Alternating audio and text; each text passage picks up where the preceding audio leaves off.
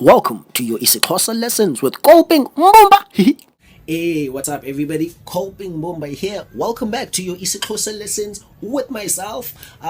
Today I'm taking you through a very interesting IsiXhosa word, and that word is Utywala, popularly known as umphanda, iinyembezi Vitoliya, or umdiliya omfaxaziweyo.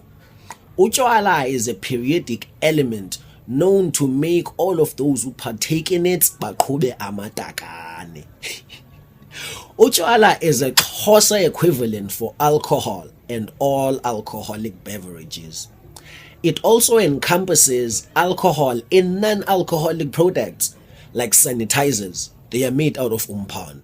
Traditionally, Utywala is a very respected element in Xhosa people's customs.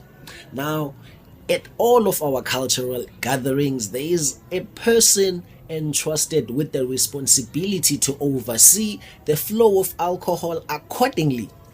Now, this individual is expected to distribute IsiXhosa utywala to the patriarchal hierarchy of the family hosting the ceremony.